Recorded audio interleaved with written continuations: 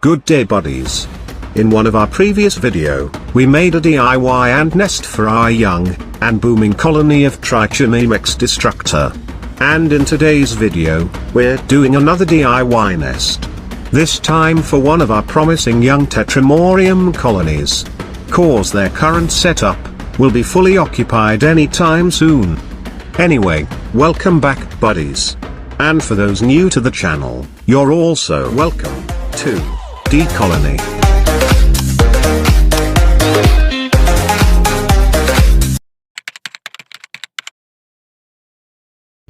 Our massive 2-year-old tetramorium colony is doing very well on this modified space station and farm. So I decided to make a setup like this one, just a DIY version of the infinite expansion ant farm. I like the size of the nest cause it fits a young colony, so we're making an outline using the spare nest to easily get the same size.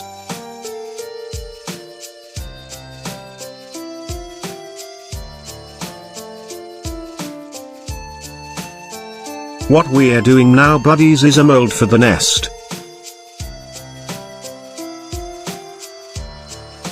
We also need some cutouts for the corners.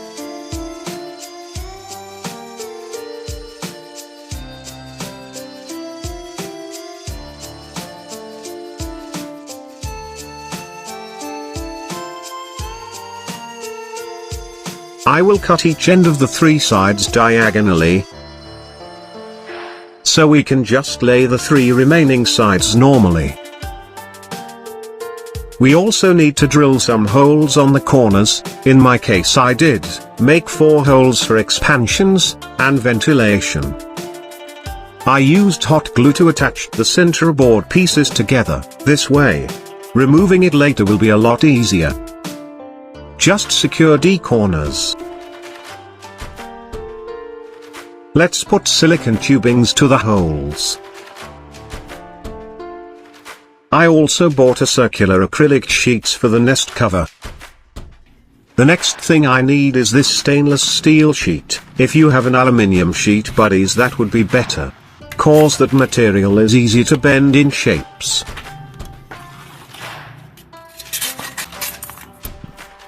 We'll use the glass cover as guide to make sure the chamber mold will fit inside.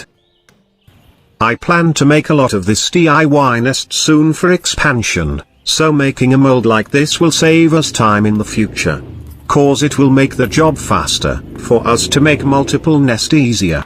Anyway, you can use anything cylindrical to bend the material, like pencils or glue stick like the one I'm using here.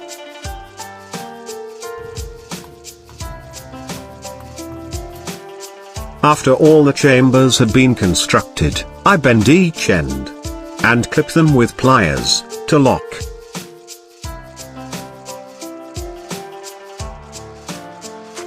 We can now set the glass cover inside the mold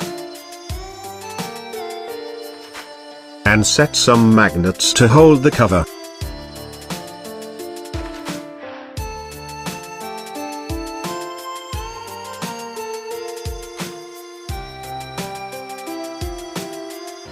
Then let's fill the chamber mold with moist sand.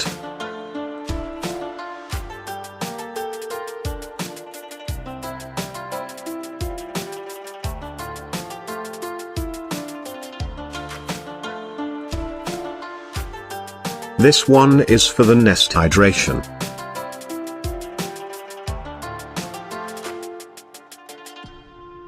And as simple as that, we can make uniform chambers easier. The only thing left to do now is to pour the mixture. We can use cement or plaster, but on my case, I'm using a sanded grout for this build. A little watery would be better, so it can spread easier on small crevices. We're just going to fill it over.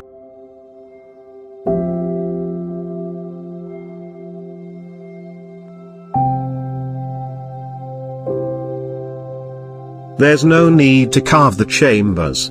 So, instead of a day, I let it dry for 48 hours. Since I see upcoming problems with this thin nest, I also made a thicker version. Let's check them, buddies, shall we?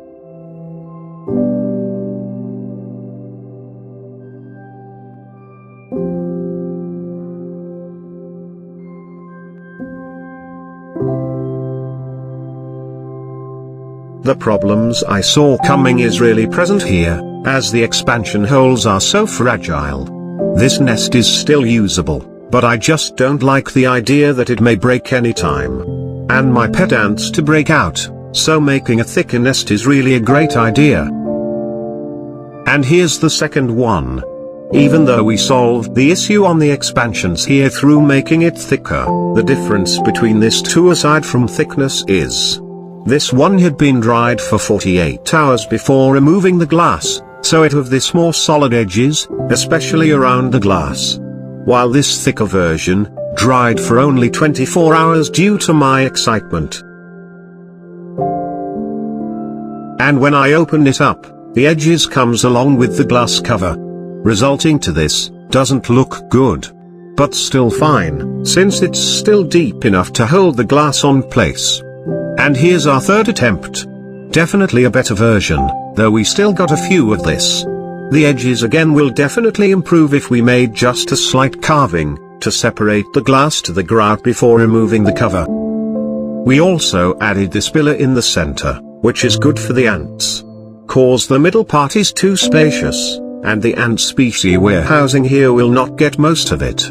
As they're so tiny, and loves tight little rooms. But I'm looking forward for better results to the next ones, as I'm planning to make more of this. So, keep that in mind, buddies. If you're planning to make one like this, let it fully dry for better outcome. Anyway, to finish up the nest, we set a sponge on the hydration port. And drilled a 4mm hole on the glass, and locked it with a 4mm drinking straw, with silicone plug.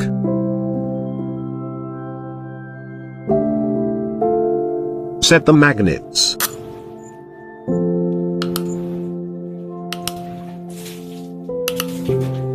And anyway, the silicone plugs of this pinhole, that's enough to let us hydrate it freely using a syringe. It will help to retain moisture inside, by limiting evaporation. And that's it. Let's see more of this nest on action, the time we move an ant colony into it. Which is happening very soon, as their current setup is getting tighter and tighter for their population. I just hope you have learned something from this video, guys. Be a genie for the first time, by granting my wish and tapping the like and share button, that would help a lot. This is D Colony, saying goodbye. For now. But hoping to see you on my next videos.